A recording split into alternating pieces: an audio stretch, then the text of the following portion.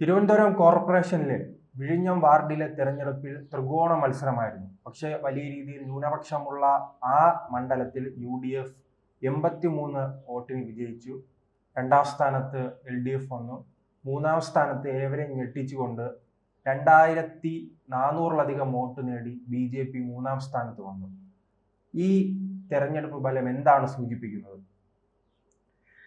CPM എപ്പോഴും CPM പലയിടത്തും local body ഇലക്ഷനിൽ CPMന് മേൽക്കൈ കിട്ടുന്നത് സംബന്ധിച്ച് പലപ്പോഴും CPM ലോക്കൽ ബോഡി ഇലക്ഷൻ മാത്രമല്ല, പാർലമെൻറ്റ് അസംബ്ലി മണ്ഡലങ്ങളിൽ പോലും പാർലമെൻറ്റ് ഇലക്ഷനിൽ വരുന്നില്ലെങ്കിൽ അസംബ്ലി മണ്ഡലങ്ങളിൽ പോലും CPMന് ജയ സാധ്യത വരുന്നതിൻ്റെ ഒരു റീസൺ അവരുടെ ഈ മണ്ഡല പുനർനിർണയത്തിന് അവർ കളിക്കുന്ന കളികളാണ്. അതായത് അവർക്ക് കിട്ടാന്നുള്ള വോട്ടുകൾ, അവർ തോക്കുമെന്നുള്ള മണ്ഡലങ്ങളിലേക്ക് അവർക്ക് കിട്ടാത്ത വോട്ടുകൾ കൂട്ടിച്ചേർക്കുകയും കിട്ടാത്ത പ്രദേശങ്ങൾ കൂട്ടിച്ചേർക്കുകയും അവർക്ക് ജയിക്കാൻ സാധ്യതയുള്ളിടത്ത് തൊട്ടടുത്തുള്ള ജയിക്കാൻ സാധ്യത വോട്ട് കിട്ടുന്ന പ്രദേശങ്ങൾ ചേർക്കുകയും അങ്ങനെ കോർപ്പറേഷനും പഞ്ചായത്തുകളും കൂട്ടിച്ചേർക്കുകയും വിഭജിക്കുകയൊക്കെ ചെയ്യുന്നത് BJPയെ തകർക്കാനും BJP UDFനെ തകർക്കാനും LDFന് ഒരു മേൽക്കൈ കിട്ടാനുമാണ് ഇത് ചെയ്യുന്നത്. കാര്യം അവരുടെ ഒരു മൈക്രോ ലെവൽ പ്ലാനിങ് ഉണ്ട്. CPMനെ സംബന്ധിച്ചുള്ള ഒരു അഡ്വാൻറ്റേജ് എന്ന് വെച്ചാൽ അവരുടെ ബ്രാഞ്ച് കമ്മിറ്റികൾ കൊടുക്കുന്ന മൈക്രോ ലെവൽ അസസ്മെൻ്റ് ഉണ്ട്. അതാണ് CPMൻ്റെ ഏറ്റവും വലിയ കരുത്തെന്ന് പറയുന്നത് സംഘടനാ തലത്തിൽ. അതവരുടെ അസസ്മെൻറ്റ് കറക്റ്റ് ആയിരിക്കും, ആൾക്കാരെ പറ്റിയിട്ടുള്ള വോട്ടിൻ്റെ എണ്ണം കറക്റ്റ് ആയിരിക്കും. പത്രത്തിൽ വരുമ്പോഴത്തേക്ക് അവർ പറയുന്നത് ശരിയായിരിക്കില്ലെങ്കിലും അവരുടെ മേഖലാ തലത്തിൽ അവർ കൊടുക്കുന്ന ആ ഒരു റീഡിങ് ഉണ്ടായിരിക്കും. അത് കറക്റ്റ് ഡാറ്റ ആയിരിക്കും അവർക്ക് പോകുന്നത്. ഒരു 1-2% വ്യത്യാസം വരത്തേ ഉള്ളൂ. ബാക്കി എപ്പോഴും അവർ കൊടുക്കുന്ന ഡാറ്റ വളരെ കറക്റ്റ് ആയിരിക്കും. അപ്പോൾ വിഴിഞ്ഞം മണ്ഡലത്തിലെ ഇലക്ഷൻ ഇപ്പോൾ കഴിയും. ആ റിസൾട്ട് വന്നപ്പോഴത്തേക്ക് നമുക്ക് മനസ്സിലാക്കുന്ന കേരളത്തിലുള്ള എല്ലാ പ്രമുഖ പാർട്ടികളും മത്സരിച്ച ഒരു ഇലക്ഷനായിരുന്നു. കേരളം ഉറ്റുനോക്കിയ ഒരു ഇലക്ഷനാണ്. കാര്യം 50 സീറ്റുകളിൽ നിൽക്കുന്ന BJPക്ക് ഈ ഒരു സീറ്റ് കൂടെ കിട്ടുകയാണെങ്കിൽ അവർക്ക് സ്വന്തമായിട്ട് ഭൂരിപക്ഷം കിട്ടുന്ന ഒരു അവസരം വരുമായിരുന്നു. പൂർണ്ണ ഭൂരിപക്ഷം കിട്ടുന്ന ഒരു അവസരം വരുമായിരുന്നു. എന്തായാലും ആ ഒരു സീറ്റ് നമുക്ക് കോൺഗ്രസിനെയാണ് കടാക്ഷിച്ചത്. അവിടെ ഒരുപാട് അടിയൊഴുക്കുകൾ, വിഴിഞ്ഞം തുറമുഖം എന്ന് പറഞ്ഞതുപോലെ തന്നെ ഒരുപാട് അടിയൊഴുക്കുകൾ ഉണ്ടായ മണ്ഡലങ്ങളാണ്.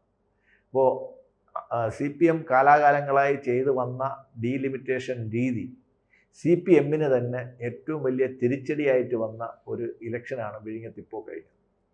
കാര്യം പല പഞ്ചായത്തുകളിൽ നിന്നും വെട്ടി ഒതുക്കി കോർപ്പറേഷൻ്റെ ഭാഗങ്ങളാക്കി വന്നപ്പോഴത്തേക്ക് ഈ വിഴിഞ്ഞം വാർഡ് സ്ഥിരമായിട്ട് CPM ജയിക്കുന്ന ഒരു ഷുവർ സീറ്റായിരുന്നു.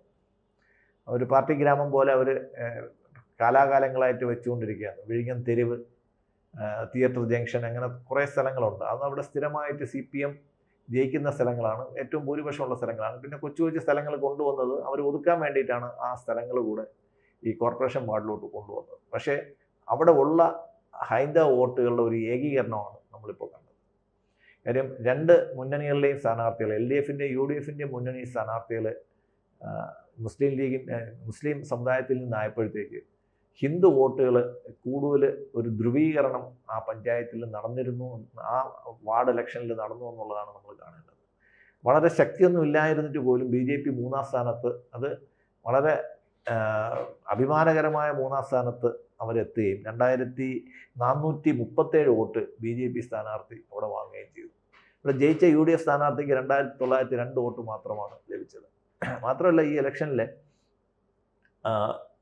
വിമതശല്യം രണ്ട് മുന്നണികളെയും ഭയങ്കരമായിട്ട് ബാധിച്ചു. ഒരു ഗ്രഹണം പോലെ തന്നെയാണ് ബാധിച്ചത്. UDFയിൽ നിന്ന് മത്സരിച്ച ഹുസൈൻ എന്ന് പറയുന്ന ആൾ 494 വോട്ടുകൾ അവർ കൈക്കലാക്കി. എന്നിട്ടും UDF ജയിച്ചത് ഒരു അതിശയമാണ്. റഷീദ് എന്ന് പറയുന്ന LDF വിമതൻ 118 വോട്ടുകൾ വാങ്ങി. മറ്റ് ചെറിയ കക്ഷികളും അവിടെ ധാരാളമായിട്ട് കളിച്ചിട്ടുണ്ട്. ആം ആദ്മി പാർട്ടി 31 വോട്ടും SDP 33 വോട്ടും നേടുകയുണ്ടായി. അപ്പം ആകെ ഭൂരിപക്ഷം എന്ന് പറയുന്നത് 83 വോട്ടിൻ്റെ ഭൂരിപക്ഷത്തിലാണ് CPMൻ്റെ കയ്യിൽ നിന്ന് ഈ സീറ്റ് നഷ്ടപ്പെട്ടത്. അപ്പം വിമതശല്യം രണ്ട് ഭാഗത്തും ഉണ്ടായിരുന്നിട്ട് പോലും ഈ സീറ്റ് UDFന് ലഭിച്ചത് അവരുടെ ഒരു ഭാഗ്യം കൊണ്ട് തന്നെയാണ് ലഭിച്ചത്. കാര്യം അവർക്ക് 19 എന്നുള്ള, കാരണം ഇത് വേറൊരു കണക്കുണ്ട്, ഈ LDFും BJPയും തമ്മിലുള്ള വ്യത്യാസം വെറും 100 വോട്ടാണ്. 100 വോട്ടാണ്. അതാണ് അവിടെ BJP, അതായത് അവിടെ രണ്ട് മുന്നണിയും മുസ്ലിം വിഭാഗത്തിൽ നിന്നുള്ള സ്ഥാനാർത്ഥികളെ പരീക്ഷിച്ചപ്പോൾ ഹൈന്ദവ വോട്ടുകൾ രണ്ട് മുന്നണിയിൽ നിന്നും ചോർന്ന് BJPക്ക് ഒരു കൺസോൾട്ടേഷൻ ഉണ്ടായി എന്ന് വേണം നമ്മൾ ഇതിൽ നിന്ന് മനസ്സിലാക്കാൻ. BJPക്ക് ട്രഡീഷണലി കിട്ടേണ്ടിയിരുന്ന 2000 ചില്ലുവാനും വോട്ടാണ് അവർ പ്രതീക്ഷിച്ചിരുന്ന വോട്ട് 2000 ചില്ലുവാനുമാണ്. അത് 2400 വോട്ടായെങ്കിൽ 400 വോട്ടുകൾ LDF നിന്നും UDF നിന്നും സൈഡിൽ നിന്ന്. കാര്യം അതിൽ ആൾക്കാർക്കൊരു അമർഷം ഉണ്ടായിരുന്നു.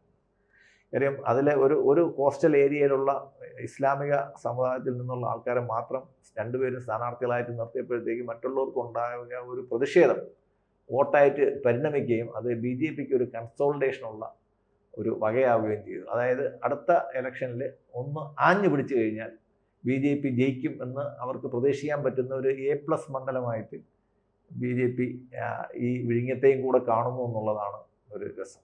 കാര്യം അതോടൊപ്പം തന്നെ ക്രൈസ്തവ ന്യൂനപക്ഷത്തിന്റെ വോട്ട് സ്വാഭാവികമായി കണക്കിൽ വന്നിരിക്കുമല്ലോ. ക്രൈസ്തവ ന്യൂനപക്ഷത്തിന്റെ വോട്ടിലാണ് UDF ജയിച്ചതെന്ന് വേണം പറയാൻ.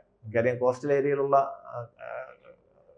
വോട്ടുണ്ട്, മീൻപിടുത്ത വിഭാഗത്തിൻ്റെ വോട്ടുണ്ട്, ക്രൈസ്തവ വോട്ട്. അത് പള്ളിയിൽ നിന്നും വളരെ സ്ട്രോങ് ആയിട്ട് പോയിട്ട് അത് തന്നെയാണ് അവിടെ UDFനെ ജയിപ്പിച്ചതിൻ്റെ ഒരു പ്രധാനപ്പെട്ട ഫാക്ട്.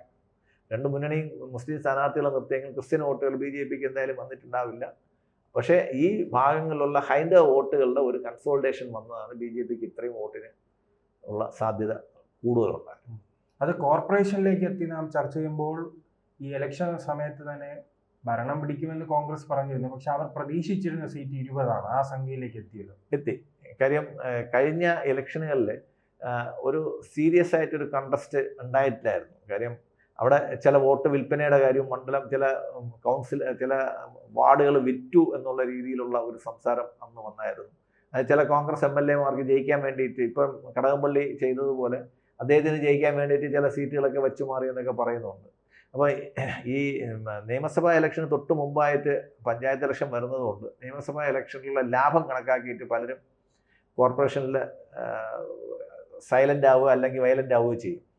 സൈലൻ്റ് ആയി കഴിഞ്ഞാൽ മറ്റേ കക്ഷി ജയിച്ചോട്ടെ എന്നുള്ളതാണ്. പകരം ഇലക്ഷൻ വരുമ്പോഴത്തേക്ക്, അസംബ്ലി ഇലക്ഷൻ വരുമ്പോഴത്തേക്ക് എന്നെ ജയിപ്പിക്കണം എന്നുള്ള രീതിയിലാണ് കടകംപള്ളി കളിച്ചതെന്നാണ് കടകംപള്ളിയുടെ പാർട്ടിയുടെ തന്നെ ഒരു വനിതാ നേതാവ് പത്രസമ്മേളനം നടത്തി പറഞ്ഞത്. നമുക്കറിഞ്ഞൂടാ, അവർ തന്നെ പറഞ്ഞു. അതേപോലെ കോൺഗ്രസ്സിന് ട്രഡീഷണലായിട്ട് കിട്ടിക്കൊണ്ടിരുന്ന ഒരുപാട് സീറ്റുകൾ കഴിഞ്ഞ തവണ പോവുകയും വെറും 10 സീറ്റിലോട്ട് കോൺഗ്രസ് എത്തുകയും ചെയ്തു. അപ്പോൾ കോൺഗ്രസ് ഇനി എന്തായാലും തിരുവനന്തപുരം കോർപ്പറേഷൻ ഭരിക്കാമെന്നുള്ളൊരു സ്വപ്നത്തിലോട്ട് അവരെത്തണ്ട. 20 എന്നുള്ള ഒരു മാജിക്കൽ ഫിഗർ തേച്ചു എന്നുള്ളത് 100% വിജയമാണ്. അതായത് കഴിഞ്ഞ തവണ ഉണ്ടായിരുന്ന 10 20 മാറ്റി എന്നുള്ളത് 100% ഒരു വിജയം സംഭവിച്ചെങ്കിലും അത് പൂർണ്ണ വിജയത്തിനോട് അടുത്ത് അവർക്കൊരു ഭരിക്കാനുള്ള മെജോറിറ്റിയോട് അടുത്ത് എത്തണമെങ്കിൽ ഇനി ഒരുപാട് ദൂരം അവർ സഞ്ചരിക്കാറുണ്ട്. എന്തായാലും കോർപ്പറേഷനുകളിൽ ഇത് BJPക്ക് ഒരു ഐ ഓപ്പണിംഗ് ആയിട്ടുള്ള ഒരു വിജയമാണ് ഇപ്പോൾ തിരുവനന്തപുരത്ത് ഈ വിഴിഞ്ഞം കോർപ്പറേഷനിലുണ്ടായത്.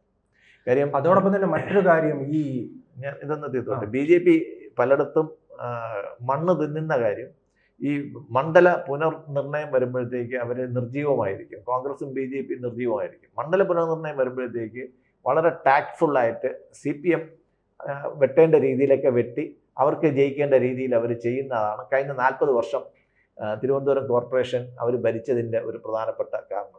തിരുവനന്തപുരം പാർലമെൻറ്റ് ഇലക്ഷനിൽ പോലും കോൺഗ്രസും BJPയും 1-2 സ്ഥാനത്ത് വരുമ്പോഴത്തേക്ക് 3-ാം സ്ഥാനത്തുണ്ടായിരുന്ന UDF തിരുവനന്തപുരം കോർപ്പറേഷൻ ഭരിച്ചതിൻ്റെ ഒരു പ്രധാനപ്പെട്ട കാരണം മണ്ഡല നിർണയത്തിൽ അവർ നടത്തുന്ന കളികളാണ്. ഉദ്യോഗസ്ഥന്മാരെ ഉപയോഗിച്ചും കൗൺസിലർമാരെ ഉപയോഗിച്ചും മന്ത്രിസഭയെ ഉപയോഗിച്ചിട്ടും അവർക്ക് ചെയ്യാൻ പറ്റുന്ന കാര്യങ്ങളൊക്കെ ചെയ്താണ് 40 വർഷം അവർ തിരുവനന്തപുരത്ത് കണ്ടിന്യൂസ് ആയിട്ട് അധികാരത്തിലിരുന്നത്.